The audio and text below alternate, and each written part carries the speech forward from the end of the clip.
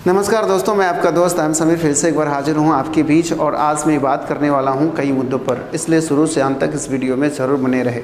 अगर मेरी बातचीत को सुनने के बाद लास्ट में आपको पसंद आए तो चैनल को सब्सक्राइब भी करेंगे और इस वीडियो को लाइक भी करेंगे, साथ में अपने दोस्तों को शेयर भी करेंगे।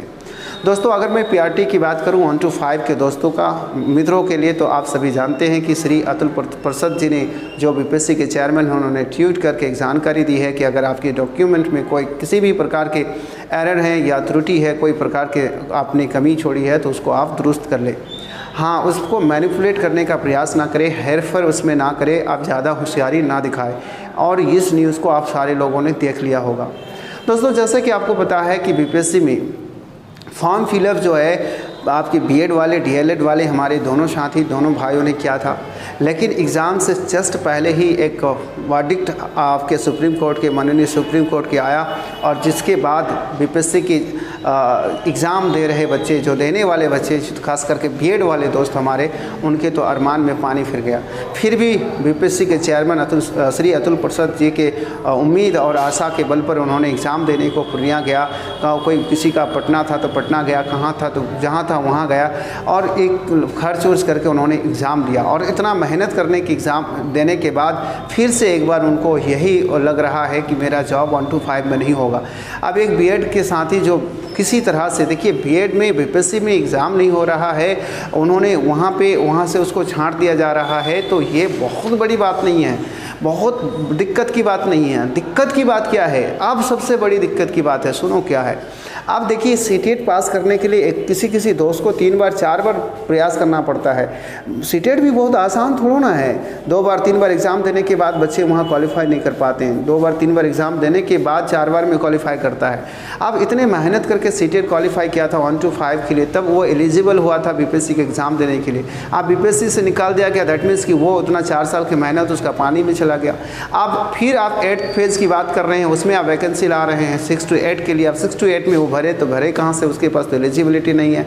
अब एलिजिबिलिटी नहीं है तो वो तो इसी पर ऐसे ही फिर 5 साल 6 साल के लिए वो रेस्ट में चला गया। एज है, ज़िंदगी है, इधर अगर शादीशुदा है तो उनके बीवी बच्चे, माँ बाप, और ये ज़रूरत की चीज़ें और जिम्मेदारी उनको सता रहा है, हर एक दिन कहीं ना कहीं तड़पा रहा है। शादी नहीं हुई है तो एज सता रहा है, खास करके उन बहनों का जो अब 25 साल 30 साल की हो चुकी है। उनका भी एक अरमान है कि अब हमारे हाथों में जल्द से जल्द मेहंदी सजे, हम भी किसी घर की रौनक बने। तो कहीं ना कहीं कई चीज़ें हैं, और इसके लिए अब अगर उसको 8 फेज़ से भी निकाल दिया जाए, यानी कि उसका सीटेट नहीं होने के कारण से 8 फेज़ में भी वो नहीं कर पाए फॉर्म फिलअप, तो क्या होगा उसका ज़िंदगी। इसलिए मैं चाहूँगा कि बिहार सरकार इस चीज़ पर विशेष करके ध्यान दे कि कहीं से भी उनका नहीं छूटना चाहिए, 8 फेज़ में वो फॉर्म फिलअप कर सके।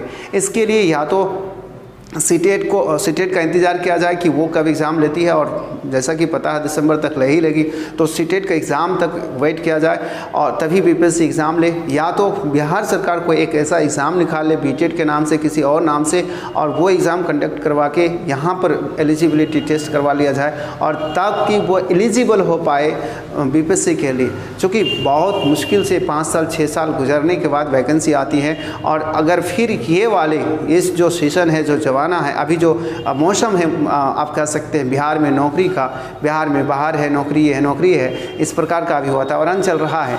और इस वातावरण में अगर जॉब नहीं हो पाया तो बड़ा मुश्किल है, बड़ी ज़िंदगी में दुख और दर्द आने वाला है।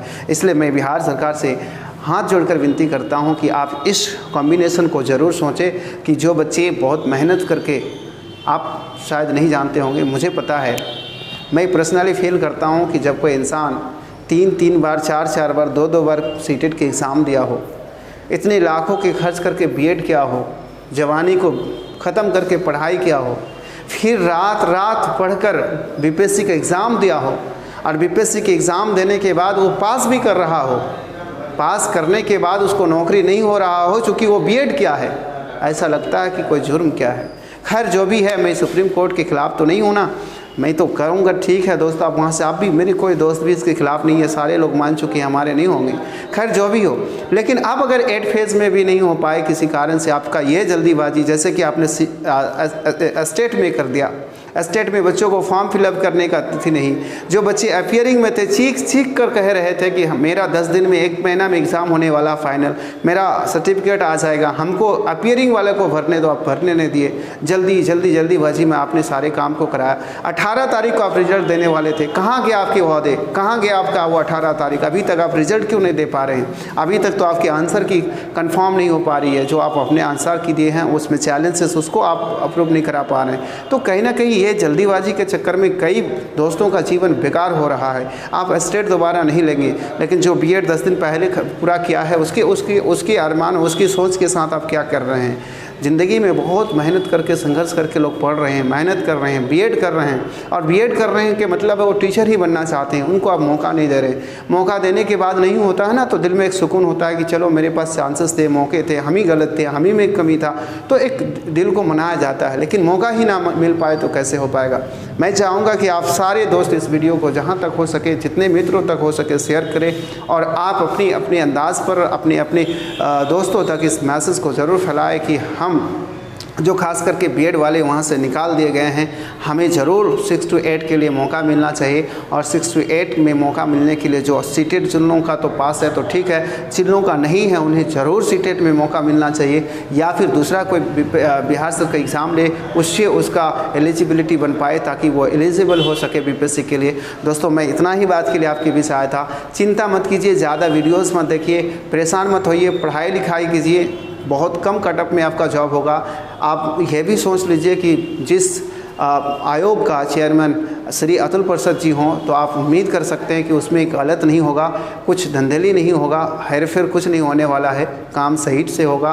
बिहार सरकार भी आप कह सकते हैं कि अभ्यर्थी के पक्ष में काम कर रही है, तो सारी चीज़ ठीक ठाक होगा। बस सरकार से यही विनती है कि जो बीएड वाले दोस्त इस बार छूट रहे हैं, चूँकि वहाँ 1 to 5 से उसको निकाला जा रहा है, तो उनको 6 to 8 में वो फॉर्म फिलअप कर सके, उसके लिए जो एक एग्ज़ाम होनी चाहिए जो सीटेड का, वो कर लिया जाए, वो हो जाए, या तो फिर बिहार सरकार कुछ एग्ज़ाम करवा ले ताकि वो उसके लिए एलिजिबिलिटी उसके पास हो जाए, वो एलिजिबल हो जाए। तो सरकार से यही विनती रहेगी।